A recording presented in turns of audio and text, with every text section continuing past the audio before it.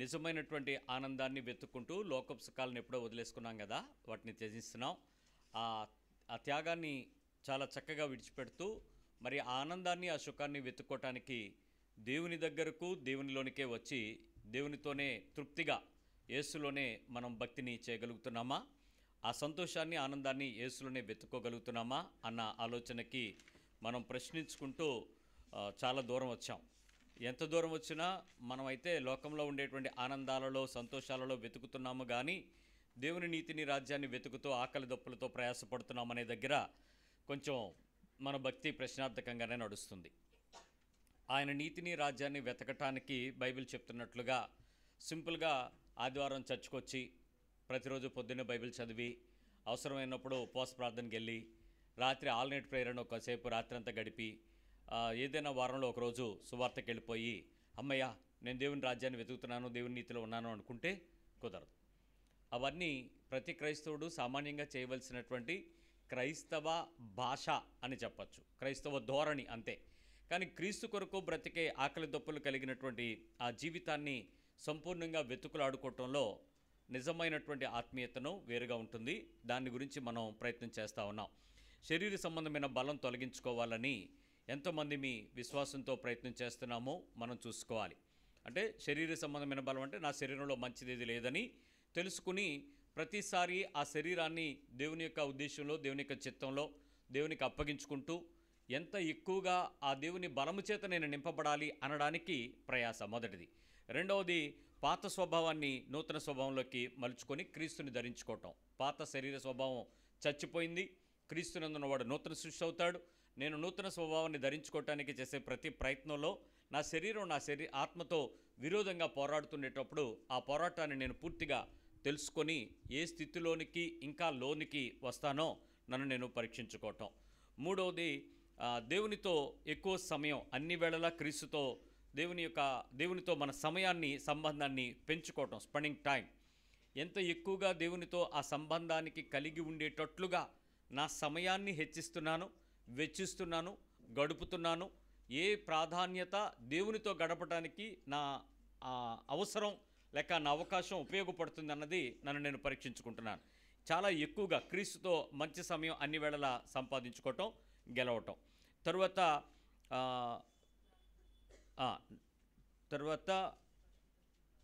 ఏదమ్మా దేవుని యొక్క వాక్యంను కృపా సమృద్ధిగా నాలో దేవుని యొక్క వాక్యములో ఎంత ఎదుగుదల, ఎంత నిజమైన స్థితిలో కృపలో జ్ఞానంలో ఎదుగుతున్నాను అనేది పరిశుద్ధాత్మ ద్వారా నన్ను నేను పరీక్షించుకుంటున్నాం అనేటువంటి విషయాల దగ్గరికి వచ్చాం.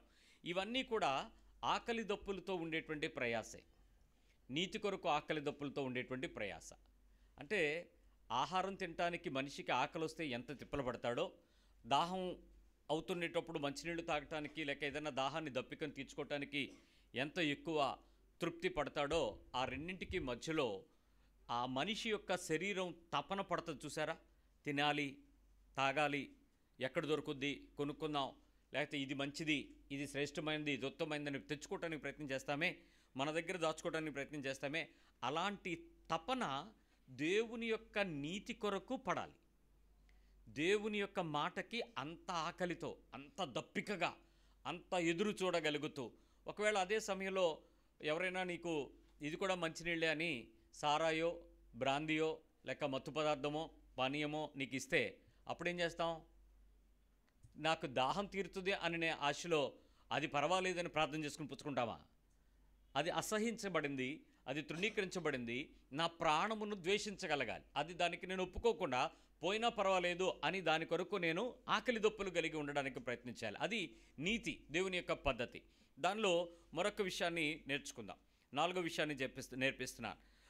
ప్రార్థన ద్వారా నిజమైనటువంటి ఎదుగుదల ఏ స్థితిలో ఎదగగలుగుతామో పరీక్షించుకుందాం.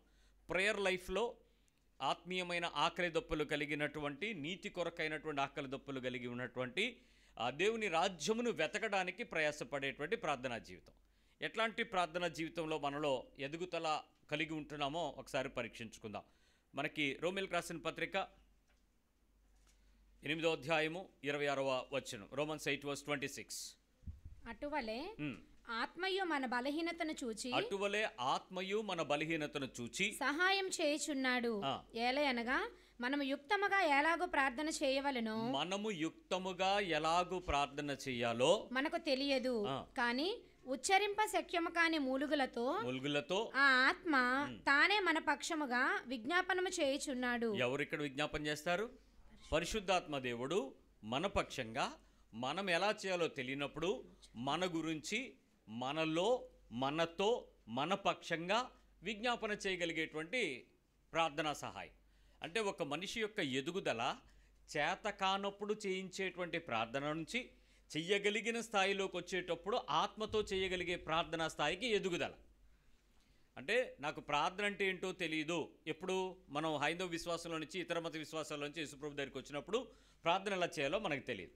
పాత నిబంధన కాలం నుంచి కొత్త నిబంధన కాలానికి నడిచినటువంటి శిష్యులు యేసుక్రీస్తుని వెంబడిస్తుండేటప్పుడు యేసుక్రీస్తు వారు ప్రత్యేకంగా ఒంటరిగా వెళ్ళి ప్రార్థన చేయటం, ఓ ప్రదేశంలో గడపటం, మోకరించటం, లేక ఇతర భంగిమలతో చేతులు ఎత్తటం, మరి మొర్ర పెట్టడం, తల ఎత్తటం, లేకపోతే కళ్ళు మూసుకోవటం ఏవో చేస్తూ ఉండేవాడు. ఈ చేస్తూ ఉండడం చూసి ఏంటి ఈయన ప్రత్యేకంగా వెళ్తున్నాడు అని వాళ్ళు ఎదురు చూశారు. ఎందుకు అనంటే అప్పట్లో దేవునితో మాట్లాడటానికి ఎవడు పడితే వాడు వెళ్ళటానికి లేదు. ఎవరు పడితే ఆడు వెళ్ళి మాట్లాడేస్తే దేవుని నామం అపవిత్రంగా వాడకూడదు అన్నటువంటి హెచ్చరిక చూసిన శాస్త్రులు పరిచయులు తప్పుల్ని వెతికి ఎవడైనా దేవుడి దగ్గరికి వెళ్ళి మాట్లాడుతున్నాడు అని అంటే వాడిని శిక్షించడానికి తీసుకొస్తారు. ఎలాంటి శిక్షించడానికి తీసుకొచ్చారో తెలుసా? మోషే ఒకరోజు పాళెంలో ప్రజలందరి మీదకు ప్రార్థన చేస్తుండగా పరిశుద్ధాత్ముడు దిగి వచ్చాడు. పరిశుద్ధాత్ముడు వాళ్ళందరూ దిగి వచ్చినప్పుడు వాళ్ళందరూ కూడా మాట్లాడుతూ ఉన్నారు, భాషలతో కొన్నిసార్లు స్తుతిస్తున్నారు. వాళ్ళు దేవుని యొక్క మాట ముగించబడిన తర్వాత మరికొంతమంది కంటిన్యూ చేస్తున్నారు. వాళ్ళు ఓర్వలేకపోయారు, ఊరుకోలే, తప్పు మోపారు. వచ్చి వీళ్ళందరూ ఎలా మోపుతున్నారు, ఎలా మాట్లాడేస్తున్నారు, ఏంటి సంగతి, వీళ్ళందరూ దేవుడితో మాట్లాడుతున్నామనే నెపంతో ఇష్టం వచ్చినట్టు మాట్లాడుతున్నారు, వీళ్ళని శిక్షించండి అన్నాడు. అప్పుడు మోషే కూడా ఏం చేయాలో తెలియలేదు. నేను కనుక్కొని వస్తాను, దేవుని అడుగుతాను అని చెప్పి నా ఆత్మ వారితో ఆ రీతిగా నడిపిస్తే నీకేం బాధ అని అడిగాడు. అప్పుడు తెలిసింది దేవుని ఆత్మతో మాట్లాడడం అనేది ఒక ప్రత్యేక అనుభవం అని, అది కొన్నిసార్లు ఆత్మతోనే జరుగుద్దని. ఈ విషయం ఆ తర్వాత ఎవరో ప్రవక్తలు చేయకపోవడాన్ని బట్టి ఇది ప్రార్థన అని కానీ ఇది దేవునితో మాట్లాడే అవకాశం అని కానీ ఎవరికీ అనుమానం రాలా, పట్టించుకోలే. అలాంటి కాలంలో శాస్త్రులు పరిచయులు ఎవడైనా ప్రార్థన అని చెప్పి ప్రత్యేకంగా దేవుడితో మాట్లాడుతుంటే వాడిని తీర్పులు తీర్చి, వాడిని సభలకిచ్చి, వాడి మీద శిక్ష వేసి, వాడు లంచం ఇస్తే శిక్షను తప్పించే పరిస్థితుల్లో యేసు ప్రభు ప్రార్థన చేయడం మొదలుపెట్టాడు. అప్పుడు డౌట్ రాదు అందరికీ, నాయన నువ్వేంటి వెళ్ళిపోతున్నావు, ప్రార్థన చేసేస్తున్నావు, ప్రార్థన అంటున్నావు, ఏంటి ఎలా ప్రార్థన చేయాలి అని అప్పుడు అడిగారు. ఎందుకు? వాళ్ళకెవరికి కూడా మాదిరి లేదు, వాళ్ళకెవరికి కూడా చూపిన ప్రవక్తలు లేరు, ప్రవక్తలు ప్రార్థన చేసిన దాఖలాలు కనపడవు. వాళ్ళు దేవుని ఆత్మవశ్యమై మాట్లాడడం తెలుసు తప్ప ప్రార్థన చేయటం అనే భంగిమ వారికి తెలియదు. యేసు ప్రభు చేస్తుండేటప్పుడు వాళ్ళకి ఆశ్చర్యం కలిగించి ఎలాగా అని అడిగారు. మీలో ఎవరికైనా ఈ సందేహం రావచ్చు. ఒకవేళ మీరు ఏదైనా గుడికి వెళ్ళవలసి వస్తే లేక ఎంతకు మునుపు గత కాలంలో మీరు వెళ్ళి ఉంటే ఏం ప్రార్థన చేసేవారు అని అడిగితే వాళ్ళు ఏం చెప్తారు? ఇతర దేవుళ్లకు, హిందూ దేవతలకి దేవుళ్లకు ప్రార్థన చేసేటప్పుడు ఏం ప్రార్థన చేసి ఉండేవారు చెప్పండి? మీ లిస్ట్ వచ్చింది ఇప్పుడు. ఏంటి? మీ కోరికల లిస్ట్ పట్టుకొచ్చి 1 2 3 4 5 6 10 టిక్కులు పెట్టండి అని చెప్పి మీరు కాసేపు మాట్లాడుకొని చందా వేసి దీవిని పట్టుకుని వెళ్ళిపోయి ఉంటారు. ఒకవేళ ఇంటిలో దైవికమైనటువంటి కార్యం, దేవుడు మా ఇంటిలోకి రావాలి అని దేవుని పక్షమైనటువంటి వ్రతము కానీ, నోము కానీ, కళ్యాణము కానీ ఇలాంటి పనులు జరిగించారనుకోండి, అప్పుడేం ప్రార్థనలు చేస్తారు?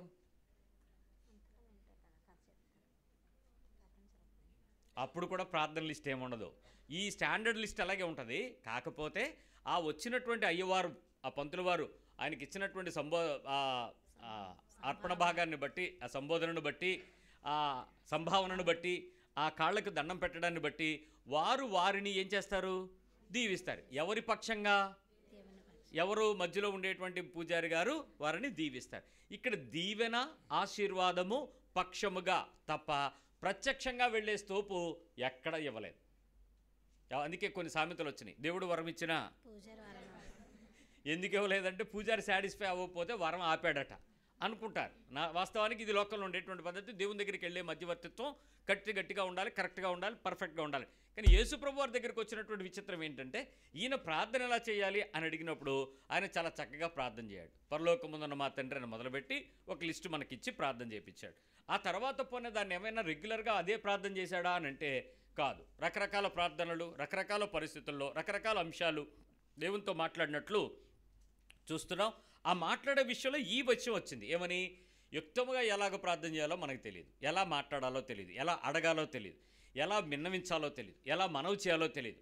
దానిని ఆత్మ తానే మన పక్షముగా విజ్ఞాపన చేసే స్థితికి ఎదగగలిగితే, ప్రార్థన ఆత్మీయ స్థాయిని పెంచుకోగలిగితే, ప్రార్థన ఆత్మీయ స్థితిలో నీ విశ్వాసపు నీతిని కనుక పెంచుకోవడానికి కావాల్సినటువంటి స్థితికి నువ్వు ఎక్కగలిగితే, అది నీతి కొరకు ఆకలి దప్పులు కలిగి ఉంటాం. ఎలా ఉంటుందో ఓ మాట చెప్పాలి. ఎఫ్సీఎల్కి రాసిన పత్రికలో 6వ అధ్యాయము 18వ వచనం చూసినట్లయితే, ఎఫిషియన్స్ 6:18, ఆత్మ వలన ప్రతి సమయమునందు ప్రతి విధమైన ప్రార్థనను విజ్ఞాపనను చేయుచు. ప్రతి సమయమందు, ప్రతి విధమైన, 2 మాటలు ఉన్నాయి, every time and ever time. ప్రతి విధమైన, ఎవ్రీ సప్లికేషన్ అండ్ ప్రేయర్. ప్రార్థనలు రకరకాలుగా ఉండొచ్చు, అవసరతలు రకరకాలుగా ఉండొచ్చు, నీకు కావాల్సినటువంటి డిమాండ్లు ఎక్కువగా ఉండొచ్చు, నీ ముందుండేటువంటి పరిస్థితులు నీకు కొంచెం ఎక్కువగా నీడ్ఫుల్గా ఉండొచ్చు. కానీ ప్రతి విషయమైన, ప్రతి సమయంలో ప్రతి విధమైన ప్రార్థనను విజ్ఞాపనను చేయుచు ఆ విషయమై సమస్త పరిశుద్ధుల నిమిత్తమును పూర్ణమైన పట్టుదలతో విజ్ఞాపన చేయుచు మెలకువగా ఉండుడి. ఇక్కడ ఆత్మలో చేసేటువంటి ప్రార్థనకు కొన్ని పద్ధతులు ఇవ్వబడ్డాయి. ఇలాంటి ఆత్మతో చేసేటువంటి ప్రార్థనల యొక్క ఆ విజయము ఎలాంటి పరిస్థితుల్లో ఉంటుందో సింపుల్ కొన్ని విషయాలు మీకు ఎప్పుడు తెలిసినవే. కాకపోతే ఆ ఆత్మలో ఆకలి దప్పులు కలిగి ఉండడానికి చెయ్యగలిగినంత స్థాయిలో చెయ్యకపోతే మళ్ళీ తప్పు అవుతుంది. ఆ తీవ్రత ఫుల్ స్టేజ్లోకి వెళ్ళకపోతే అది మీరు వేషధారణ అనొచ్చు, లేకపోతే ఇంకేమైనా అనొచ్చు. ఒకసారి కొన్ని రివైజ్ చేస్తానికి ట్రై చేస్తాను. మరి కొత్త విషయం వినడానికి మనం జాగ్రత్తగా వినడానికి ప్రయత్నించేద్దాం. మొట్టమొదటిగా యేసుప్రభు వారు చెప్పినటువంటి విషయం చూస్తే మత్తయి సువార్త 6వ అధ్యాయం 5వ వచనంలో చెప్పిన మాట చూద్దాం. ఈయన ఎలా ప్రార్థన చేయాలి అని చెప్పలేదు, కానీ ఎలా ప్రార్థన చేయకూడదో చెప్పాడు. అదే గొప్ప విషయం. బైబిల్లో ఈ 2 పదాలు ఉంటాయి. మరియు మీరు ప్రార్థన చేయనప్పుడు వేషధారుల వలె ఉండవద్దు. చాలు. మొదటిది ఏంటి? మీరు ఎప్పుడైనా అలాంటి ప్రార్థన చేశారా? దీన్ని దాటారా లేదా? మీరు పక్కన అడగండి, ఇది దాటారా అని. ప్రార్థన చేయటం వేరు, వేషధారలాగా ప్రార్థన చేయకుండా ఉండగలగడం వేరు. వేషధారణతో కూడిన ప్రార్థన చేయకూడదు. ఇది ఆత్మలో గెలిచిన వాడికి అర్థమవుద్ది. ఆత్మతో ప్రార్థన చేసేవాడికి అర్థమవుద్ది, నేను వేషంతో ప్రార్థన చేస్తున్నానా, శరీరంతో ప్రార్థన చేస్తున్నానా, భాషతో ప్రార్థన చేస్తున్నానా, మాటలతో ప్రార్థన చేస్తున్నానా, ఇంకేమన్నా ప్రార్థన చేస్తున్నానా అనేది. ఆత్మలో ప్రార్థన చేసే ప్రతి సందర్భంలో వేషధారణ లేని ప్రార్థన ప్రభు చెప్పాడు. ఏంటి వేషధారణ లేని ప్రార్థన ఏంటి? దీన్ని గ్రీక్ వెర్షన్లో ఒక పదం ఉంది. అదేంటంటే ఒక నటుడు చేసినట్లు అని ఉంది అక్కడ. యాక్టర్ ఆన్ హిజ్ యాక్టింగ్ అలా చేసినట్టు చేయొద్దంట. ఇప్పుడు వేషధారణ అంటే నటుడు వేషం వేసుకున్నప్పుడు చేసేటువంటి పాత్రలో దూరిపోయిన తర్వాత పరకాయ ప్రవేశం చేసేస్తాడు కదా, లీనమైపోతాడు కదా, జీవించేస్తాడు కదా. అలాగా ప్రార్థనలోనంట మనము నీ శరీరంతో చేసేటువంటి దానిని దాటి ఆత్మతో చేసేటువంటి వేషం ధరించుకోనటువంటి యథార్థంతో చేయాలంట. ఎప్పుడు సంభవిస్తుంది చెప్పండి?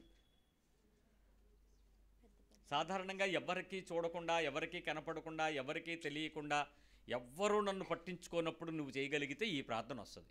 పొరపాటుని ఎవరైనా చూస్తున్నారు అనిపిస్తే మనం చేసేటువంటి ప్రార్థన ఏం ప్రార్థన వస్తుంది?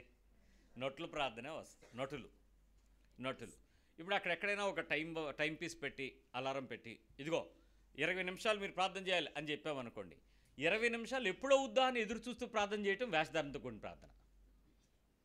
అయ్యిందో లేదో చూసుకోవడానికి టైం వెతకడం, అలారం పెట్టుకుని ప్రార్థన చేయడానికి ప్రయత్నం చేయటం, నా పక్కనోడు చేస్తున్నాడో లేదో వెతకడం, ఇవన్నీ వేషధారణలే.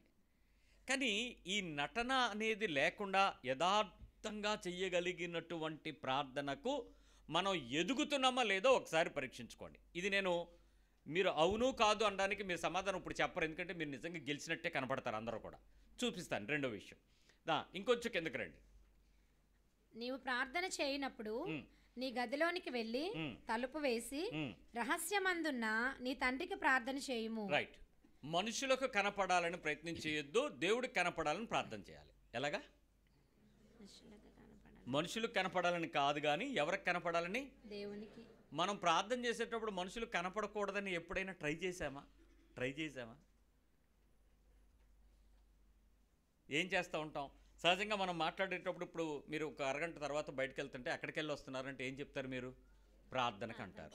నిజంగా ప్రార్థన చేశారు వచ్చి ఇక్కడ? నేను చేస్తే ఆమెను అంటారు కదా. మీరు ఎక్కడ చేశారు? అందుకే లైవ్ చూసే వాళ్ళకి ప్రార్థన వస్తుంది తప్ప లైవ్ కార్యక్రమాన్ని మళ్ళీ రేపు చూద్దామని అంటే మళ్ళీ వెంటనే మేము అప్లోడ్ చేసినప్పుడు లాస్ట్లో ఏముండదు, ప్రార్థన ఉండదు. అది కట్ చేసేస్తాం. ఎందుకు అని అంటే ఆఖరిలో మీరు ప్రార్థన చేయడానికి వాక్యం చెప్పాడు, కానీ నేను చెప్పినాక ఆమెను చెప్పడానికి మీరెందుకు? అందుకని ఆమెను మంత్రాలు తీసేసి నువ్వు ఏడుచుకో, నువ్వు బాధపడు, నువ్వు దుఃఖపడు, నువ్వు ప్రార్థన చేయమని చెప్పి తీసేస్తాం. అది కానీ చాలామంది మీరు ఏకీభవించండి అని చెప్పి ప్రార్థన మొదలెడతారు. ఆ ఏకీభవించే ప్రార్థన కాదు, నువ్వు చేయే ప్రార్థన ఉంది. అంతే వేషధారణ అంటే. నేను చేస్తుంటే నాతో పాటు నువ్వు ఆమెనంటే నువ్వు చేయట్లేదని అర్థం. అలాగ అవునుగాక అవునుగాక అవునుగాక అనేస్తాం వల్ల నువ్వు కూడా వేషం తెస్తున్నావు. నువ్వు ఆ డైలాగ్ రొటీన్ చేస్తున్నావు. నీ అంతరంగంలో నుంచి, నీ హృదయం నుంచి మార్పు కలిగిన మాట ఆత్మతో చెప్పే విజ్ఞాపన అయితే లేదు. కాబట్టి ఇక్కడ మనుషులు కనపడాలని ఎప్పుడు కూడా మనం చేయకూడదండి. ఇప్పుడు సింపుల్ ఎగ్జాంపుల్ చెప్తాను. నువ్వు ఎప్పుడైనా ప్రార్థన చేస్తుంటే పొరపాటున ఎవరైనా నీ ప్రార్థన చేస్తున్నారు అనేటప్పుడు నీ తలుపు తీసి ఎవరైనా చూస్తున్నారంటే టక్కన లేచిపోయి అలా ఏంటి ఎలా వచ్చావు అని మామూలుగా మాట్లాడతావా? వాళ్ళు వస్తున్నారు కాబట్టి నేను ప్రార్థన చేస్తున్నారని ఇంకొంచెం గట్టిగా ప్రార్థన చేస్తావా? నా మాట అర్థం అవ్వలేదా? అయినట్టు లేనట్టుందా? నేను ప్రార్థన చేస్తున్నాను, తలుపు వేసుకోమన్నాడు కాబట్టి వేసాను. ఇప్పుడు ఎవరో మా పిల్లోడో పాపో మీ ఆయనో లేకపోతే మీ ఆవిడో తలుపు తీసి చూస్తున్నారు, కీయని చప్పుడు వస్తుంది. మీకు ఎంత ప్రార్థనలో ఆత్మలో మమేకం అయిపోయినా మీ తలుపు తీయగానే మీకు చప్పుడు వచ్చేది, మీకు ఆత్మలో గ్రహింపు కూడా వచ్చేస్తుంది. వాళ్ళు తీయగానే అమ్మో నేను ప్రార్థన చేయడం వాళ్ళు చూస్తున్నారు, వాళ్ళు చూడకూడదని దేవుడు చెప్పాడు, రహస్యం చూస్తున్న దేవుడు తప్ప నా ప్రార్థన ఎవరికి తెలియకూడదు అని వెంటనే నువ్వు అసలు ప్రార్థన చేయనట్టుగా మామూలుగా మారిపోయి ఏదో ఫోన్ చూస్తున్నట్టుగా కాసేపు అలా ఉండి ఏంటి ఇలా వచ్చారు అని మామూలుగా మాట్లాడాడు. వెళ్ళిపోగానే మళ్ళీ ఫోన్ పడేసి మళ్ళీ ఎప్పుడైనా తీవ్రంగా ప్రార్థన చేసావా? మనం ఏం ప్రార్థన చేసి ఉంటాం తెలుసా? వాళ్ళు వచ్చారన్న విషయం తెలిసిన తర్వాత స్తోత్రాలు, కృతజ్ఞతలు, భాషలో, మాటలో, ప్రార్థనలో ఎక్కువ వెళ్ళిపోయాడు. దీన్ని ఏమంటారు? ఎదిగిందా ఎదగందా? నేనేమన్నాను. తర్వాత మూడో విషయం, మరియు మీరు ప్రార్థన చేయనప్పుడు అన్యజనుల వలె వ్యర్థమైన మాటలు వచింపవద్దు. ఇక్కడ క్లారిటీ ఉంది. ఎవరిలాగా?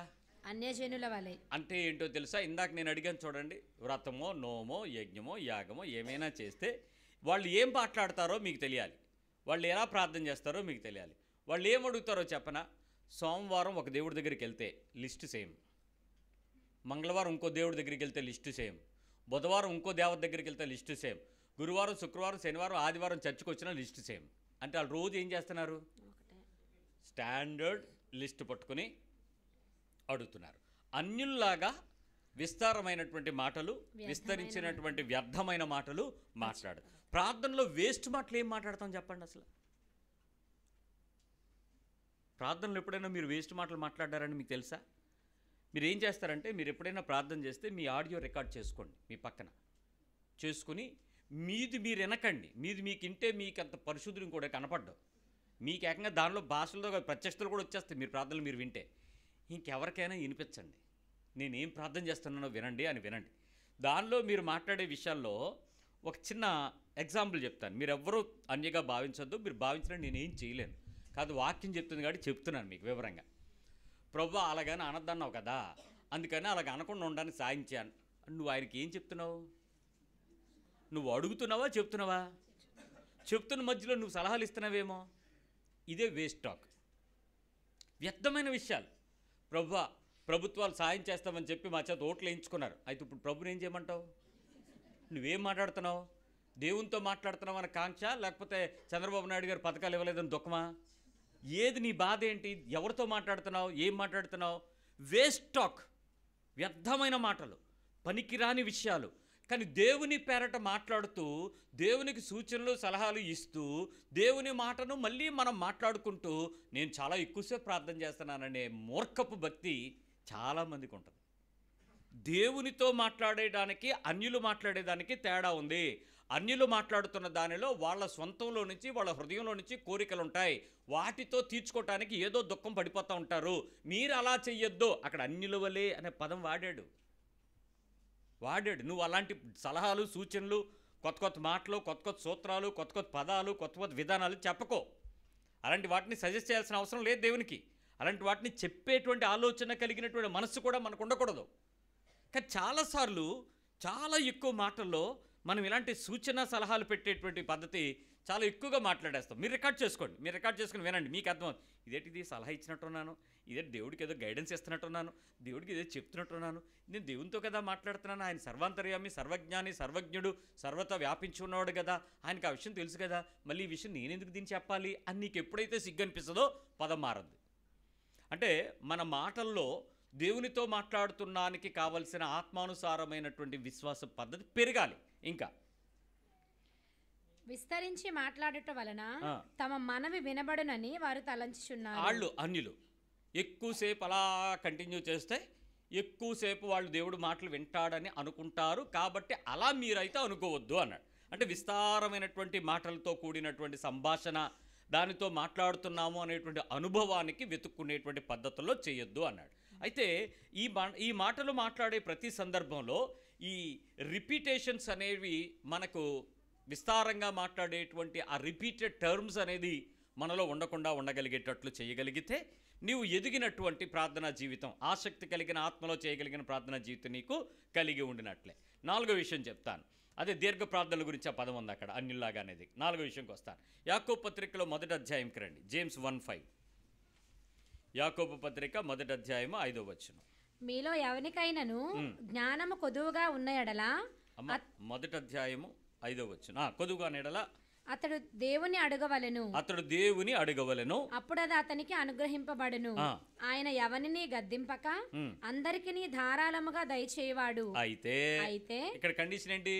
నువ్వు ఎవరి దగ్గరికి వెళ్ళాలి? జ్ఞానం కావాలంటే దేవుని దగ్గరికి వెళ్ళాలి, దేవుని అడగాలి, అప్పుడు ఇస్తాడు. అయితే అతడు ఏ మాత్రమును సందేహింపక విశ్వాసముతో అడగవలెను. ఆగండి, ఏంటి సందేహించక అడగాలి?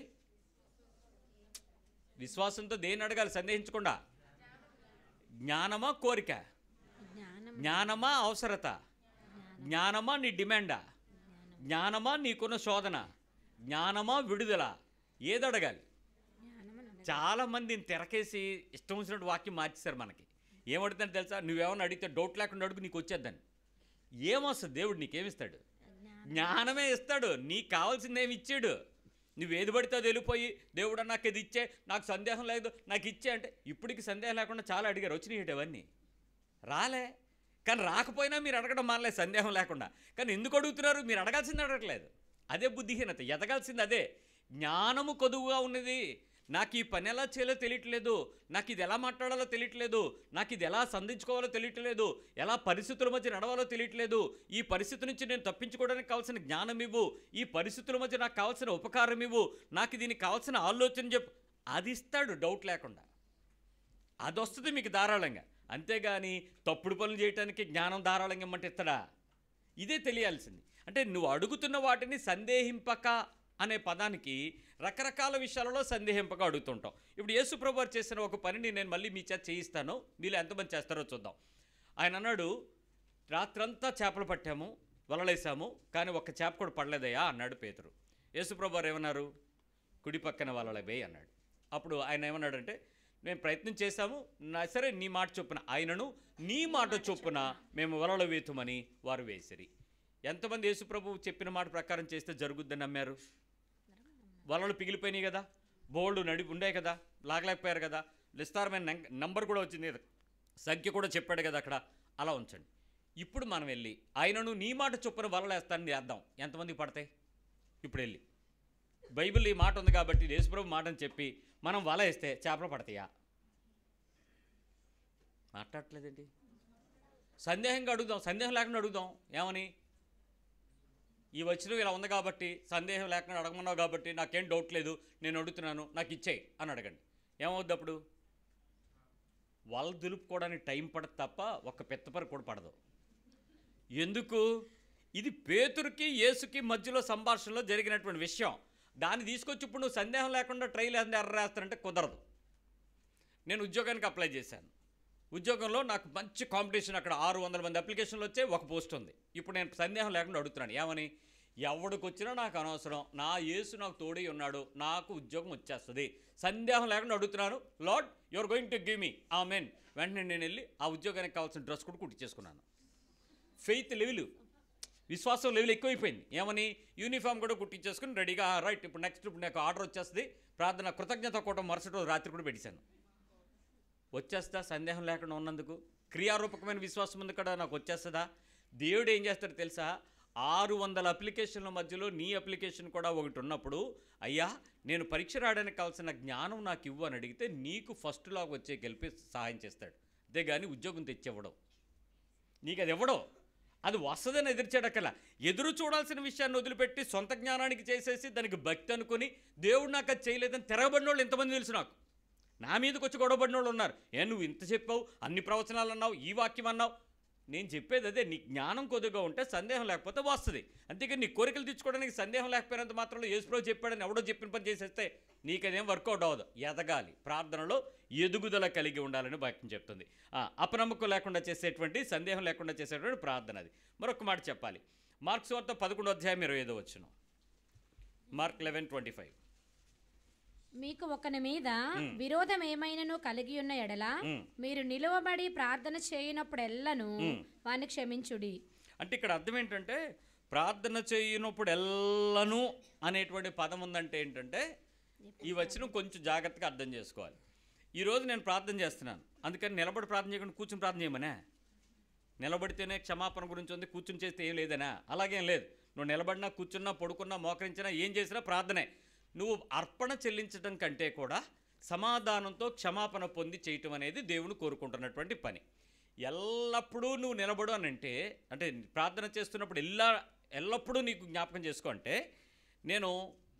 ఇప్పుడు నేను సమాధానం పడిపోయాను, ప్రభు దగ్గరికి వెళ్ళాను, ప్రార్థన చేయడానికి నిలబడుతున్నాను, నా ప్రార్థనలో ఎదుగుతున్నాను, నేను క్షమించాను. కానీ మరుసటి రోజు నేను మళ్ళీ ప్రార్థన చేయడం నిలబడినప్పుడు కూడా నాకు అది కనపడద్ది. ఏది? నిన్నటి గ్యాప్ కనపడద్ది, మొన్నటిది ఏదో కనపడద్ది. మళ్ళీ ఇప్పుడు కూడా నేనేం చేయాలట?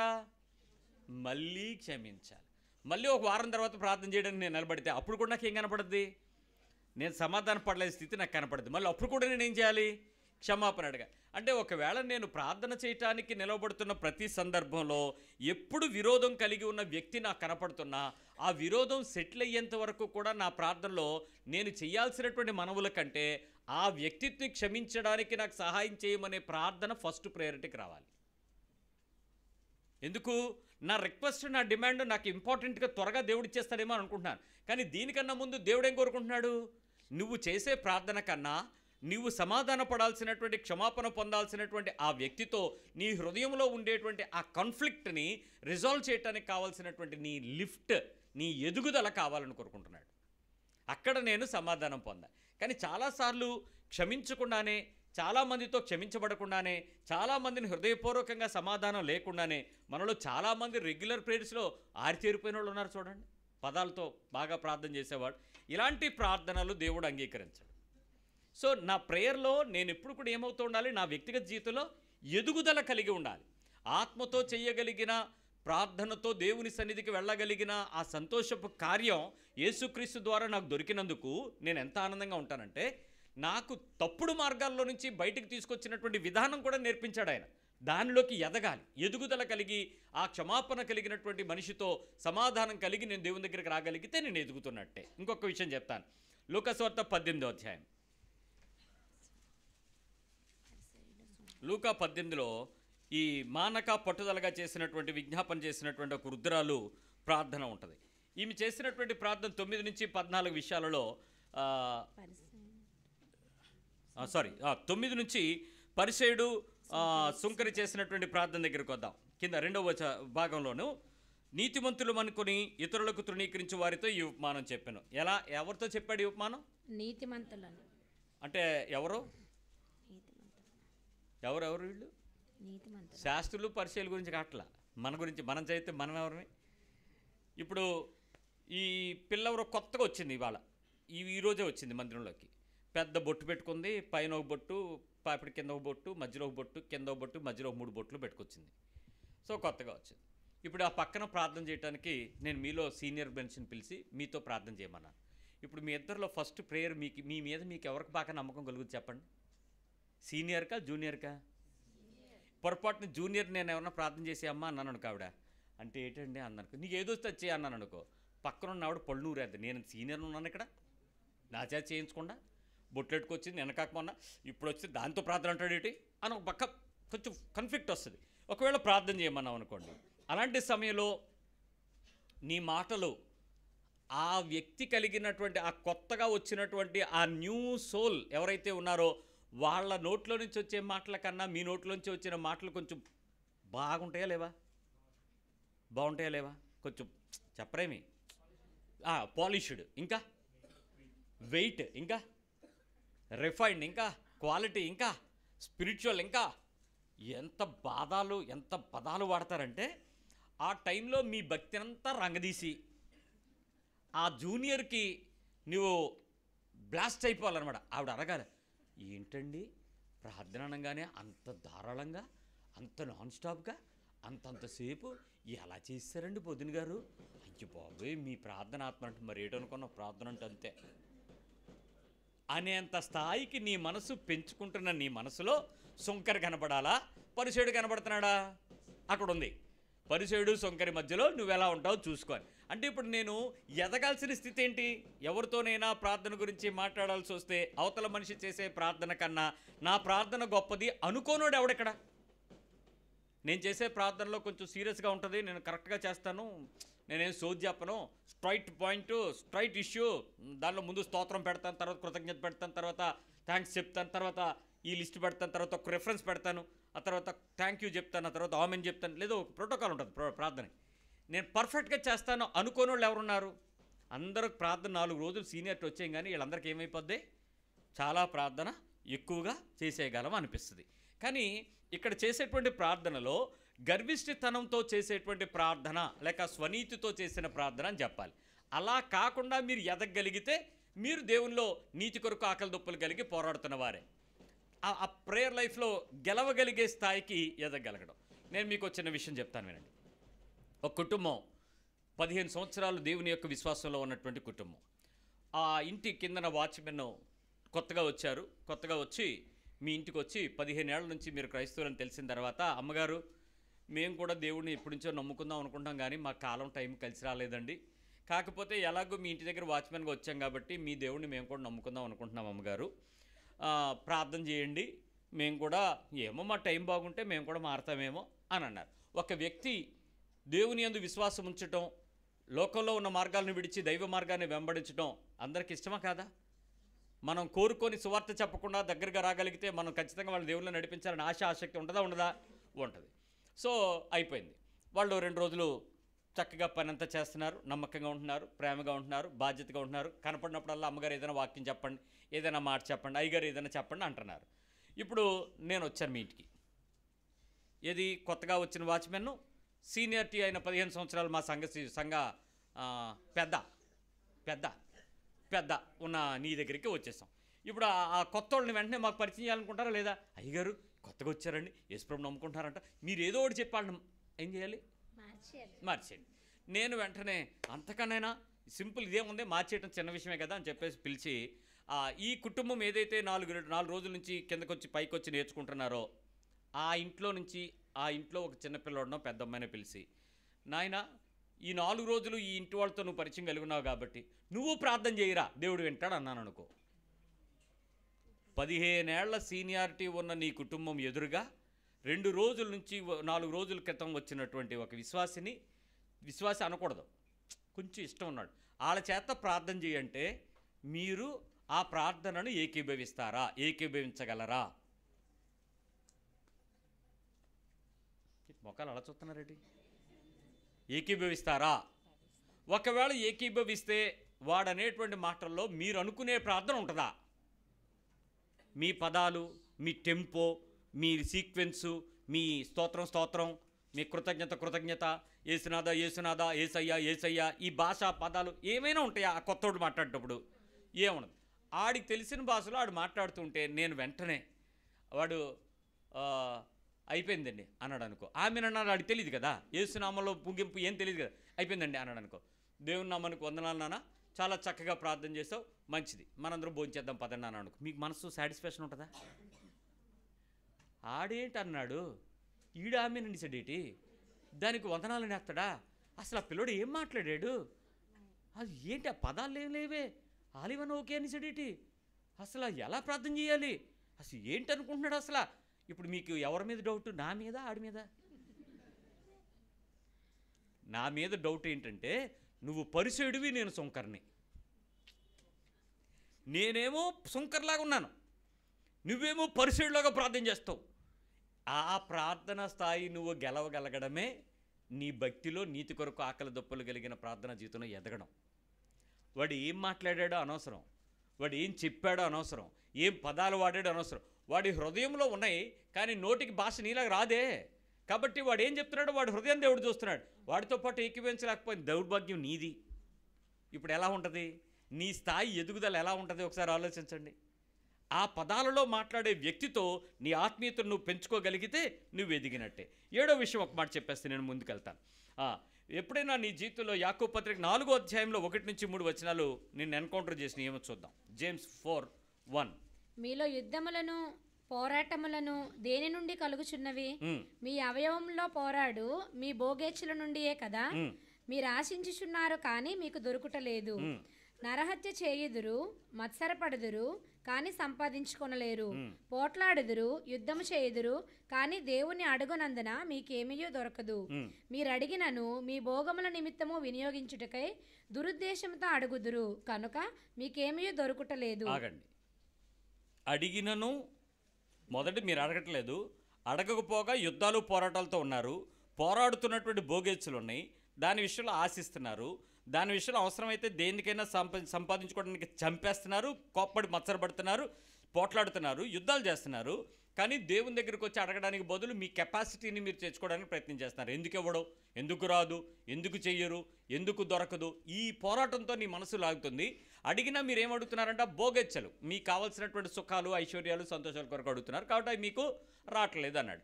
మరి మీ ప్రార్థనలలో యాకోబు యేసుక్రీస్తు వారి చిన్న తమ్ముడు, ఆఖరిలో చెప్పినటువంటి విషయాలు ఇక్కడ చేర్చబడ్డాయి. ఇప్పుడు వరకు చెప్పిన విషయాలన్నీ దాటిన స్థాయిలోకి వచ్చేటప్పటికి మనం పనిలో పని ఏదైనా అడగచ్చు అని దేవుని దగ్గరికి వెళ్ళి ఏది పడితే అది అడుగుతామంట. అలాంటివి అడగటానికి కావలసినటువంటి పోరాటం నుంచి గెలవగలమా? భోగేచ్ఛల నుంచి గెలవగలిగేటువంటి పోరాటపు ప్రార్థన మన హృదయంలో ఎదగలదా, చెయ్యగలమా? భోగేచ్ఛలకు సంబంధించి నేను చిన్న మాట చెప్పాలి. మ్యారేజ్ సెటిల్ అయింది ఒక కుటుంబంలో. వివాహం సెటిల్ అయిన వెంటనే వాళ్ళు వివాహానికి ప్రణాళికలు వేసుకున్నారు. రిజిస్టర్ ఎవరు, వెన్యూ ఎక్కడ, ఎన్ని కార్డులు, ఎంతమందిని పిలవాలి, పెళ్లి కూతురు తరపున ఎంత, పెళ్లి కొడుకుని తరపున ఎంత, మెనూ ఏంటి, ఆ పనిలో ప్రోటోకాల్ ఇది, మ్యారేజ్ వెడ్డింగ్ సెరమనీకి ఆర్డర్ ఎవరు, చీఫ్ గెస్ట్ ఎవరు, అది అధ్యక్షుడు ఎవరు, మెసేజ్ ఎవరు, రిజిస్టర్ ఎవరు, థ్యాంక్స్ ఎవరు, ఇవన్నీ రాసుకుంటారు. ఇవన్నీ రాసుకుంటున్నప్పుడు నీ హృదయంలో ఉండేటువంటి ఒక 2 భోగెచ్చలు స్టార్ట్ అవుతాయి. ఏంటి? మెహందీ ఫంక్షన్ చేయాలా వద్దా, లేకపోతే బ్యాచిలర్ పార్టీ ఇవ్వాలా వద్దా, లేకపోతే ప్రీ వెడ్డింగ్ షూటింగ్ వెళ్ళాలా వద్దా. ఇప్పుడు వీడియోగ్రాఫర్ వచ్చి మీ ముందు నుంచొని మాట్లాడుతున్నాడు. ఇవి క్వైట్ కామన్ అండి. ఇవి క్వైట్గా వేస్తే మేము చిన్న అడ్వర్టైజ్మెంట్ చేసి మీకు ప్రొమో చేస్తాం, మీరు ఇన్స్టాగ్రామ్లోనూ వీడియోల్లోనూ వాట్సాప్లోనూ పంపిస్తే అదే ఇన్విటేషను. కాబట్టి మీకు ఈ ఖర్చు తగ్గిపోతే మీకు ఎందుకు మేము చేసి పెడతాం కదా, కాబట్టి ఇవన్నీ చేయాలని. ఇప్పుడు మీ హృదయంలో అవి అవసరతలా భోగేచ్చలా? ఇప్పుడు ప్రార్థన చేయండి, ఏమని దేవుని అడగండి, ఏమని ఈ భోగెచ్చల నుంచి దాటడానికి ప్రార్థన చేయండి. మనిషి హృదయం ఏం చెప్పొద్దో తెలుసా? ప్రార్థన చేయమనంటే, ప్రభువా పెద్ద పెద్ద పాస్టర్లే చేసుకుంటున్నారు, అందరికీ జరిగింది, మా అమ్మకి ఆ టైంలో ఈ కాలంలో లేక వీడియో లేక చేయించుకోలేకపోయింది, ఆ బాధ నాలోంచి తీర్చుకోవాలని ఎప్పటి నుంచో చెప్తుంది, నీ ప్రీ వెడ్డింగ్ షూటింగ్ పక్క నేను కూడా ఉంటానే చీర పట్టుకునని, నువ్వు ఎలాగైనా తీర్చు నాయన. ఇదే ఏ ఇచ్చా, ఎవరిచ్చా? నీ భోగేచ్చా. ఇప్పుడు నీకు అది పొందకపోతే పోరాటం, పొందితే దేవుడికి కృతజ్ఞతలట. ఇంతకీ ఇది దేవుని ఏర్పాట కాదా అన్న ఆలోచన వచ్చిందా? ఇష్టమా కాదా దేవునికి? ఆయన మహిమ పొందుతానా కాదా అన్నది అడగలమా? ఆయన అప్రూవల్, ఆయన దగ్గరికి వచ్చి అంగీకరించబడతామా మనం చేసే పనులను బట్టి? ఇలాంటివి మనకి శోధకులుగా మారుతాయి.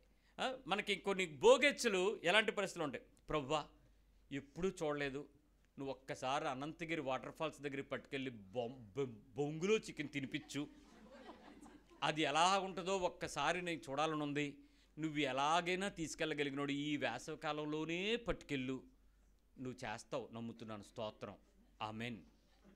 ఇదేమేచ్చా? యథార్థమైన ప్రార్థన కాదా?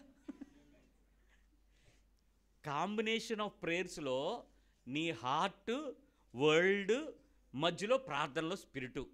ఎక్కడ సత్యం? ఎక్కడ సత్యం? 2 ఏళ్ళు అవ్వలే, ఏది బొంగులో చికెన్ తినడానికి అవ్వలే. 3వ ఏడు జరిగింది. 3వ సంవత్సరం నువ్వు ఎలా పట్టుపట్టేస్తావో నీకు తెలుసు. పోరాటము, యుద్ధము అంటే అదే. అవసరమైతే ఎవడైనా నేను రానందుకు పోతే పో, నేను వెళ్తాను. వెళ్ళినోళ్ళందరూ వ్యాన్ తిరగబడిపోతుందంటే చచ్చిపోయినా పర్వాలేదు, నేను వెళ్తాను. ఎందుకు ఈ పోరాటం? ఎందుకు ఈ ఆరాటం? ఎందుకు తెగింపు? ఈ వచనం అదేనండి. మీలో నుంచి ఆ పోరాటం వచ్చి దాన్ని సాధించడానికి చేసే తపన ఉంది చూసారా? భోగేచ్చు. ప్రభువా, ఎన్ని రోజుల నుంచి అడుగుతున్నాను, ఆ నల్లపూసల కింద లాకెట్ అడిగాను, నువ్వివ్వట్లేదు, నువ్వేం చేస్తావో తెలీదు. ఈసారి క్రిస్మస్కి ఆడు ఏమవుతాడో నాకు అనవసరం, నేను మాత్రం డోక్రాలోని పెట్టేస్తాను. ఆ లాకెట్ మాత్రం నేను చేసుకోవాలి. ఎక్కడికి వెళ్ళినా బోసిపోతున్నాను, సిగ్గైపోతుంది. నువ్వు మాత్రం ఎలాగైనా ఆయన మనసు మార్చి నువ్వేమైనా చేయి ప్రభువా. ఈసారి 25 డెడ్లైన్, క్రిస్మస్ డెడ్లైన్. సుమా, ఎలా చేస్తావో నాకు తెలియదు. ఇది నాకు కాకపోయినా నా కూతురుకుంటుంది కదా ప్రభువా. నీ పనిలో పని నెక్స్ట్ ఎవరికి వెళ్ళింది? నీ కూతురికైనా ఉంటుంది కదా ప్రభువా బంగారం. నువ్వు ఎలాగైనా నువ్వు చేస్తావు నాయన, నువ్వు ఏం చేస్తావో నాకు తెలియదు. ఈ యుద్ధం ఏంటి? ఈ పోరాటం ఏంటి? ఈ బంగారు పారాటం ఏంటి? భోగెచ్చు కాదా? లోకెచ్చు కాదా? హృదయచ్చు కాదా? దీనికేమో దేవుడు రొంగా, దీనికి పోరాటమా?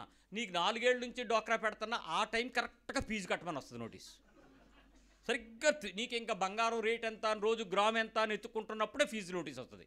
ఏం చేస్తావు? సచ్చినట్టు దరిద్రం, ఈసారికి ఇంతే అని చెప్పి దా పిల్లలకు ఫీజు కట్టడం, నువ్వు రల్లా తిట్టుకోవటం.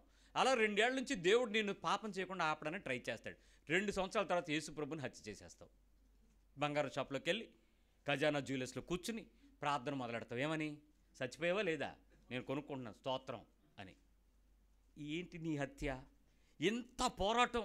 ఇంటిలో ఎన్నో పోరాటాలు, ఇలాంటివి ఎన్నో విషయాలు, వస్త్రాల విషయంలో, శరీరం విషయంలో, కోరికల విషయంలో, ఇళ్ళకెళ్ళాల విషయంలో, సంపాదించుకునే విషయంలో, దాచుకునే విషయంలో, దోచుకునే విషయంలో. ప్రార్థనలే కదా ఇవన్నీను. ఎవడు మోసపోతున్నాడు? దాటాలి. We should win. ఇంకెందుకు వస్తా? నేను ఈ ప్రశ్నను కొంచెం స్ట్రైట్గా అడుగుతాను. ఈ మూడింటికి మీ దగ్గర కరెక్ట్గా సమాధానం ఉండాలి. చెప్పండి. పబ్లిక్లో అందరిలో నేను చేసేటువంటి ఎక్కువ ప్రార్థనలు నా వ్యక్తిగతంగా రహస్యంగా చేసే ఎక్కువ ప్రార్థనల కన్నా ఎక్కువగా ఉంటాయా లేదా? పబ్లిక్లో నేను చేసే ఎక్కువ ప్రార్థనలు రహస్యంగా నేను చేసే ఎక్కువ ప్రార్థనల కన్నా తక్కువగా ఉండాలి. ఓపెన్గా చేసేటువంటి ప్రేయర్సు రహస్యంగా చేసే ప్రేయర్స్ కన్నా తక్కువ ఉండాలి. అంటే ఏవి ఎక్కువ ఉండాలి? ఉన్నాయా? సీక్రెట్ ప్రేయర్స్ ఉన్నాయా మీకు? ఓపెన్ ప్రేయర్స్లో గంభీరంగా చేసే ప్రార్థనలు ఓపెన్గా ఉంటాయా ఎక్కువ? నాకు ఒక ఆయన అడిగాడు, నేను బ్రదర్ మీ పేరు ప్రార్థన చేయడం కోసం అన్నాడు. అమ్మ గుండె ఆగిపోద్దేమో, ఆగండి, ఏమైంది, ఏం అవ్వలేదు, ఉన్నాను. ప్రార్థనలు రాశారా నా పేరు అన్నాడు. నువ్వేంటి ఎగ్జైట్మెంటా లేకపోతే కోపమా? ఏంటి నీ బాధ అంటే, ఇంకా నయ్యం, నాకు మై కట్టుకుంటే మాట రాదు అన్నాడు. నువ్వు పాస్టర్ అయ్యాక వస్తాలే మాటలు, ఇప్పుడు రావులే. ఎందుకు భయం అన్నాను. అదేంటోనండి నా భయం అండి, ప్రార్థన రాదండి. అసలు మామూలుగా వచ్చానంటే ఏదో ఆమమ్మ అంటాను కానీ అంత మామూలుగా రా. పోనీ రహస్యంగా ఏమైనా ప్రార్థన చేస్తావా అంటే, రహస్యంగా అంటేనండి నేను చెప్తున్నాను, నువ్వు రహస్యంగా ప్రార్థన చేయగలిగితేనే పబ్లిక్గా ప్రార్థన చేయగలవు. నువ్వు రహస్యంగా దేవునితో మాట్లాడే అనుభవం నీకు ఉంటేనే భయపడకుండా బయట ఉన్నప్పుడు కూడా దేవుడు నీతో ఉంటాడనే అనుభవంతో ధైర్యంగా మాట్లాడే అనుభవంకి రాగలుగుతావు. చాలామంది రహస్య ప్రార్థనా జీవితం ఉండక ఓపెన్గా చేసేటువంటి ప్రార్థనలో గంభీరమైన మాటలు నేర్చుకుని ఎక్కువ విస్తారమైన మాటలు మాట్లాడుతూ పర్సనల్ ప్రేయర్ లైఫ్ తగ్గిపోతుంది. ఇది మొదటి ప్రాబ్లం. సెకండ్ ఇష్యూ అడుగుతున్నాను చూడండి.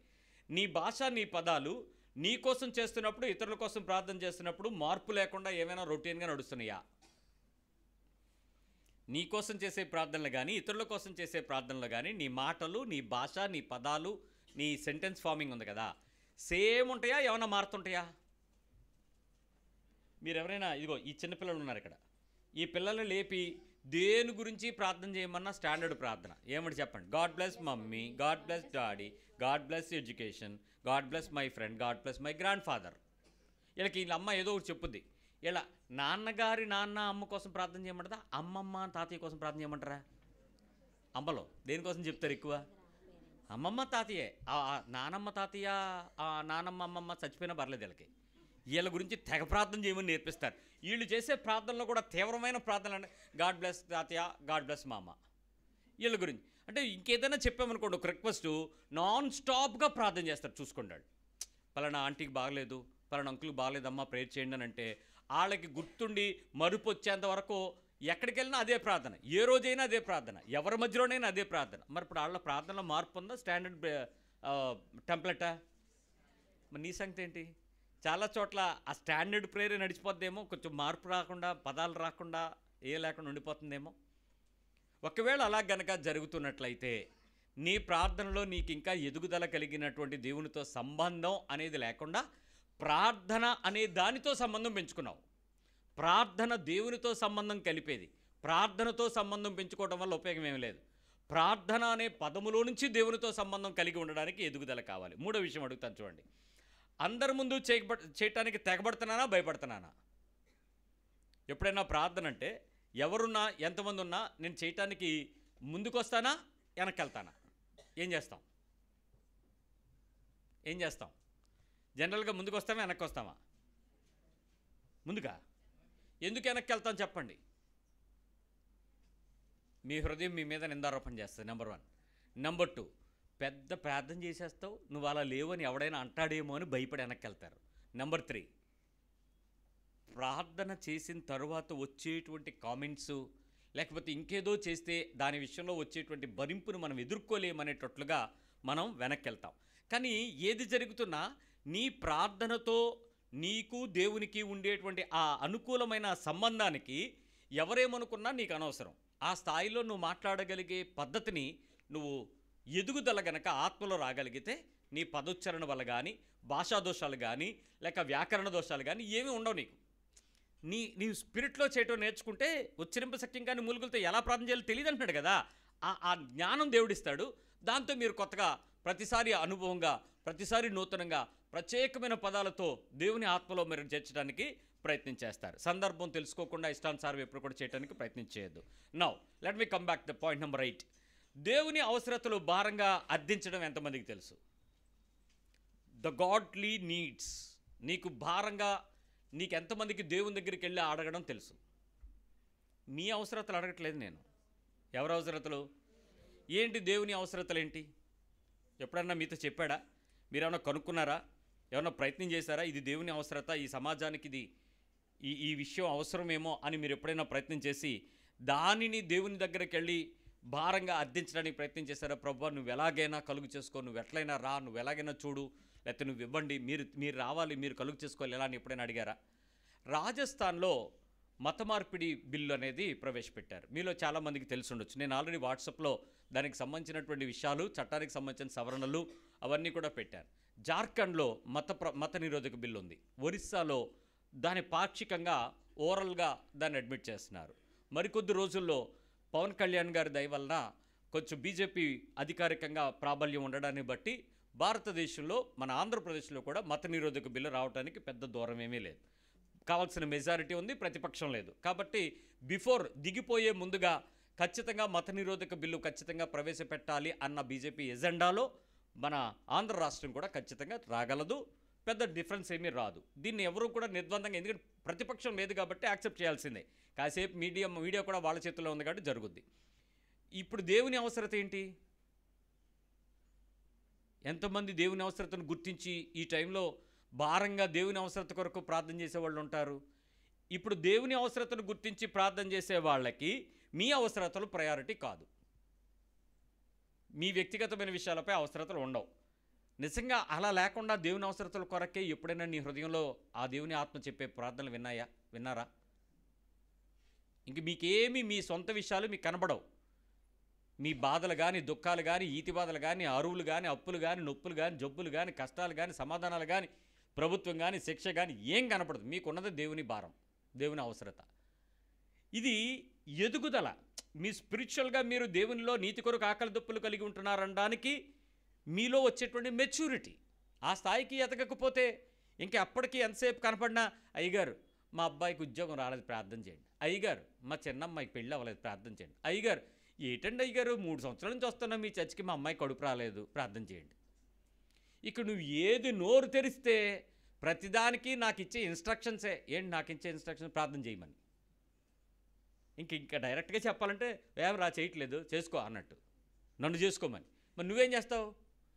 దేవుని అవసరత నీకు అవసరం లేదు. నీ అవసరతకు సేవకుడు కావాలి, సంఘం కావాలి, విజ్ఞాపనలు కావాలి, ప్రార్థనలు కావాలి. తొమ్మిదో విషయం, శోధనలు బలహీనతలలో దేవుని బలం కోసం ఎప్పుడైనా ప్రార్థన చేశారా? మీరు శోధించబడుతున్నారు, మీరు విపరీతమైన బలహీనతలతో నలిగిపోతున్నారు. ఆ టైంలో దేవుని బలం కోసం ప్రార్థన చేశారా? ఆ శోధన జయించాలి, ఆ బలము గెలవాలి, ఆ పని నేను చెయ్యకూడదు అని మీరు ప్రార్థన చేశారా? మొన్న చిన్న సంఘటన జరిగింది. ఈ మధ్యకాలంలో ఏదో పండగ వచ్చింది. ఆ పండగ రోజు బంపర్ హౌసీ అని ఒకటి పెట్టారు మా దగ్గర. బంపర్ హౌసీ అంటే జల్దీ 5 టికెట్ 10 రూపాయలే. కాకపోతే ఎక్కువ మంది వస్తారు కాబట్టి వేలల్లో ఉంటుంది ప్రైజు. అందుకని చాలా టికెట్లు అమ్ముతున్నారు, చాలామంది కొనుక్కోవడానికి వస్తున్నారు. ఒక అమ్మాయి, ఇంటర్మీడియట్ చదువుతున్న అమ్మాయి, పార్క్ దగ్గర నిలబడి కళ్ళు మూసుకుని ఉంచుంది. నాకు డౌట్ వచ్చింది, ఈ అమ్మాయి మా చర్చ్ అమ్మాయి, మన క్రైస్తవురాలే, ఏంటిది ప్రార్థన చేస్తున్నట్టుంది అని చెప్పి నేను ఎదురుగా కాసేపు కుర్చీ వేసుకుని కూర్చున్నాను. లిగుస్తుంది కదా, ఆపుతుంది కదా, కళ్ళు తెరిచి చూస్తలేను అన్నని. పావు గంట వరకు ఏడుస్తుంది. నేను అనుకున్నాను ఏదో కడుపు నొప్పో లేకపోతే కాలు నొప్పో లేకపోతే ఎవడన్నా కొట్టేశాడో తిట్టేశాడో ఏదో అవమానం, ఇంటికి వెళ్తే వాళ్ళ అమ్మ కొడతదని ఏడుస్తుంది అనుకుని ఓ కన్సోల్ చేసేద్దామని కర్చీఫ్ కూడా తీసి బయటట్టుకున్నాను, కాస్త ఓదార్చేద్దాం అనేసి. అని కళ్ళు తెరిచింది. ఎదురుగా నేనున్నాను.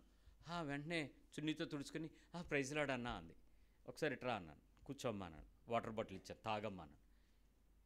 ఎందుకు బాధపడుతున్నాను, ఏడుస్తున్నావు ఎందుకు అంటే, నేను ప్రేయర్ చేసుకుంటున్నాను అన్నా అంది. అంటే నేను పాస్టర్ని కాబట్టి, నేను వాళ్ళకి పాస్టర్గా పరిచయం కాబట్టి ప్రార్థన చేసుకుంటున్నాననే అబద్ధం ఆడితే నేనేం అనలేను. కానీ నిజం చెప్పు, నువ్వు ఇంటికి వెళ్ళిపోయి ప్రార్థన చేసుకోవచ్చు, అక్కడే నుంచి నువ్వు ఎందుకు ప్రార్థన చేస్తున్నావు అని అడిగితే ఆ అమ్మాయి ఏం చెప్పింది తెలుసా? నాకు వారఫలాలు చూడడం ఇష్టం. ఏమంటారు వారఫలాలంటే? రాశి ఫలాలు, అదే దానికి హోరోస్కోప్ చూడటం ఇష్టం. అది చూసింది. దానిలో ఏందట, ఈరోజు నువ్వు అత్యధికమైన ధనము నీ వశం కాబోతుందని ఉందంట. సరిగ్గా కాలేజీ నుంచి బస్సు ఆటో ఆ గేట్ దగ్గర దిగంగానే హౌసీ బొనాన్జా టికెట్ల కౌంటర్ ఎదురుగా ఉంది. ఆల్రెడీ పొద్దున పేపర్ ఏం చెప్పింది, డబ్బు నీ దగ్గరికి వచ్చేస్తుంది. 10 రూపాయలు పెడితే ఆ బొనాన్జాలో ఏది లైన్, ఫస్ట్ లైన్ వచ్చినా, జల్దీ 5 వచ్చినా, ఏది వచ్చినా 5,000 వస్తుంది. మినిమం 5,000 వస్తుంది.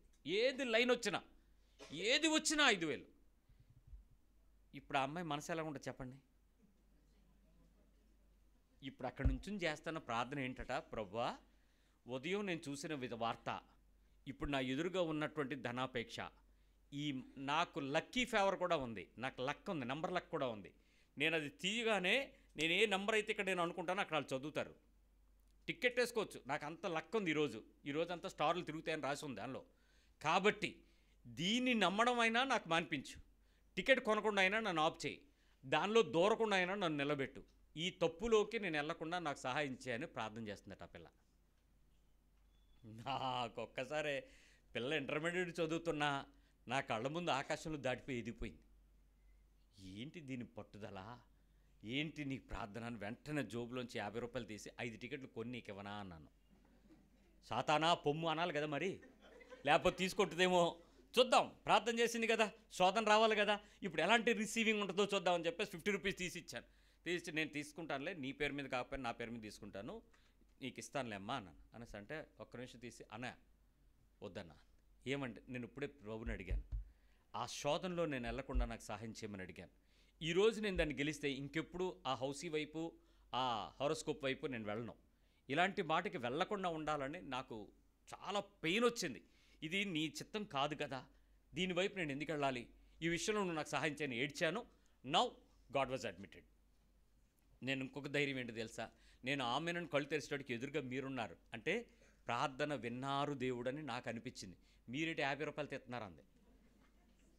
సాతానా పొమ్మే.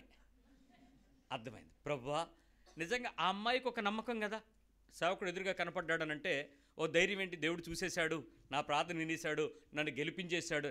ఆ విశ్వాసంలోకి ఒక్కసారి వెళ్ళిన తర్వాత అమ్మాయి దాని నుంచి బయటకు వచ్చింది. ఎప్పుడైనా నీ ముందు ప్రయాణంకి నీ బంధువులు, నీ స్నేహితులు, నీ చుట్టాలు, నీ పిక్నిక్లు, నీ సినిమాలు, నీ షికార్లు, నీ ఆహ్లాదాలు, నీ వినోదాలు, నీ విందులు, ఇలాంటి సమయంలో దేవునితో పోరాడే ప్రార్థన కొరకు భారం కలిగి ఉంటామా? తప్పించుకోవడానికి సక్కని జారిపోవడానికి ప్రయత్నం చేస్తామా? ఏం చేస్తాం? ఆ శోధన బలహీనమైన సమయంలో దేవుని బలం కొరకు ప్రాకులాడతారా? అది ఎదుగుదల. మన స్పిరిచువల్ ఎడిఫికేషన్ ఏంటంటే దాన్ని గెలవడానికి నువ్వు పడే తపన దేవుడు చూస్తాడు. ఆత్మలో చేసే విజ్ఞాపన అది అవ్వాలి. నెంబర్ 10, నిజమైనటువంటి బోధ ప్రకారం పోరాటాలను ఎదుర్కొంటూ శక్తిని ఆశ్రయించట కొరకు ఎప్పుడైనా వచ్చావా? నిజమైన బోధ విన్నావు, ఇది సత్యమని తెలిసింది, ఈ పని నేను చెయ్యనని నిర్ణయించుకున్నావు. దాని విషయంలో నేను నిలదొక్కుకోవటానికి, నేను ఎదుర్కోవడానికి దేవునినే ఆశ్రయిస్తాను. నేనైతే పడిపోతాను, నేనైతే గెలవను, నా పవర్ అయితే నాకు తెలుసు, నా ఎనర్జీ లెవెల్స్ నాకు తెలుసు, నా కెపాసిటీ నాకు తెలుసు, దీని నుంచి నేను ఓవర్కమ్ చేయలేను. కాబట్టి lord, you should give me A right help so that నేను ఎలాగైనా నీ బలం పొందుకొని ఈ బలహీనతల నుంచి నేను గెలుస్తాను అని ప్రాకులాడాలి. ఆయన ఎదుర్కొనడానికి శక్తి కొరకు ఆయనను ఆశ్రయించాలి. ఇంకా నాకు తప్పదు ప్రభువా, నువ్వే నాయన, ఇవ్వాల్సిందే నాయన, ఇవ్వాలి ప్రభువా అని ఎలాగ ఆశ్రయంగా ఆ బోధ ప్రకారం నిలదొక్కునే పోరాటానికి ఎంతగా ఆయన శక్తి కొరకు నువ్వు ఆశ్రయిస్తావు? అంత టూ మచ్ ఫైట్ చేస్తారా? అంత టూ మచ్ ఫైట్ చేయగలమా? కానీ లాస్ట్ మినిట్లో మనం ఏం చేస్తాం? కానీ మన అనుకూలతను బట్టి నేను ప్రార్థన చేశాను, దేవుడు సాయం చేయలేదులే అనుకుని మన శరీరం చెప్పిన దానికి ఏమవుతాం? పరిస్థితులకు ఏమవుతాం? లొంగిపోతాం. అక్కడ లొంగిపోకుండా ఆ నిరీక్షణతో అవమానం వచ్చినా, శరీరం బాధపడుతున్నా, బలహీనత రెచ్చిపోతున్నా నువ్వు దాన్ని ఆపగలవా? పోరాడగలరా? లాస్ట్ మినిట్ వరకు ఇంకా అది రాకపోయినా ఇవ్వకపోయినా నాకైతే దేవుని దగ్గర నేను ఎదుర్కొంటాను, దేవుని ఆశ్రయిస్తానని నిలబడగలమా? అలాంటి పరిస్థితికి మన హృదయం ఎదుర్కోగలిగితే నీ ప్రార్థనలో నువ్వు ఆత్మ యొక్క సహాయాన్ని పొందుకొని ప్రయత్నం చేయగలుగుతున్నావు అని చెప్పగలను. ఏమండి, నేను ఇప్పుడు చెప్పినవన్నీ మీకు తెలుసా తెలీదా? తెలిసినవే. కానీ లెవెల్లో పెరిగామా లేదా? నిజం చెప్పనా, ఇంకా చిన్నప్పుడు ప్రార్థనలోనే ఉన్నాం, చిన్నప్పుడు పద్ధతుల్లోనే ఉన్నాం, చిన్నప్పుడు మాటల్లోనే ఉన్నాం, చిన్నప్పుడు చేష్టల్లోనే గెలవడానికి. ఇంకా ప్రాథమిక స్థాయిలో నుంచి ఒక మెట్టు ఎక్కడానికి, దేవుని దగ్గరికి రావడానికి ఇష్టపడలేకపోతే మరి నీవు దేవుని పక్షమైనటువంటి ఆ విశ్వాస్యతలోకి వచ్చేటప్పుడు నీతి కొరకు ఆయన రాజ్యాన్ని వెతకడానికి ఆకలి దప్పులు ఎప్పుడు వస్తాయి? ఆ మంట ఎప్పుడు వస్తుంది? ఆ పెయిన్ ఎప్పుడు తీసుకుంటావు? ఆ సఫరింగ్ ఎప్పుడు అనుభవిస్తావు? ఆ ఆకలి నీకు లోపల మంట పడుతుండేటప్పుడు ఆ పేగుల అరుపులు నీకు ఎప్పుడైనా పడతాయి? ఆ దాహానికి నువ్వు తపన పడుతూ ఉంటే, నీ శరీరం నేను తప్పు చేయమంటుంటే, నేను చంపుతానని దాన్ని నలగొడుతుంటే ఆ సువాసన నీకు ఎప్పుడు తెలుస్తుంది? ఆత్మీయమైనటువంటి మనిషి తన విశ్వాస ప్రార్థనా జీవితంలో ఎప్పుడైతే దేవుని మాటకు తగినట్లుగా ఎదుగుదల నేర్చుకుంటాడో, మెచ్యూరిటీకి వస్తాడో, అది పరిణితి వస్తుంది. ఇప్పుడు మీరు పిల్లలు మనతో పాటు పెరిగిపోతారు, మీరు పెరుగుతూ ఉంటారు, మీరు వాక్యం వింటారు, వాళ్ళు వాక్యం వింటారు. కానీ ఈ వ్యక్తిగత జీవితంలో మీరు వాక్యంలో ఎదుగుతారు, కానీ దేవునితో మాట్లాడే నిపుణతలో ఎదుగుతారా? ప్రార్థనలో ఎదుగుతారా? ప్రమాదం అక్కడే ఉంది. మీరు ఎంత మంచి సంఘంలో చేరుతారో, ఎంత వాక్యం వింటేటువంటి పరిస్థితుల్లోకి ఎదుగుతారో, అంత దేవునితో సంబంధం కలిగి ఉండేటువంటి వ్యక్తిగత ప్రార్థనలో తగ్గిపోతారు. వాక్యం మీకు వినడం వల్ల మీకు విశ్వాసం వస్తుంది, విశ్వాసం వల్ల పొందుకునే స్థాయికి ఎదుగుతారు. కానీ వ్యక్తిగతంగా దేవునితో కలిసి బతికే ఆ సంఘర్షణ జీవితం తగ్గిపోద్ది. పర్సనల్గా దేవునితో అథెంటికేట్ అయ్యే లైఫ్ దూరం అవుతుంది. వర్డ్తో పెరుగుతారు, వాక్యమైన యేసుతో సంబంధం కలిగి ఉంటారు, కానీ దేవునితో అనుభవం కలిగినటువంటి పరిస్థితికి నా శరీరంలో నుంచి నేను కోల్పోవలసిన స్థాయికి తగినటువంటి ఉన్నతత్వాన్ని మనం అనుభవించలేం. ఈరోజు అలాంటి బలహీనతలో నుంచి దేవుని బలము కలిగినటువంటి ఉన్నత స్థితిలోనికి మనం ఎంతవరకు ఎదగలమో ప్రయత్నించేయండి. ఇంకా చాలా సంగతులు రాసుకున్నాను నేను, మరి ప్రభుత్వమైతే వచ్చేవారు మాట్లాడతాను ఇంకా. ఎందుకంటే ప్రార్థన అనేటువంటి పదంలో చాలామంది ఒక రకమైనటువంటి బలహీనతల దగ్గరికి వచ్చి ఆగిపోయాం తప్ప దేవునికి ఇష్టమైనటువంటి బలంలోనికి వెళ్ళటానికి ఇంకా చాలామంది రాలేదు.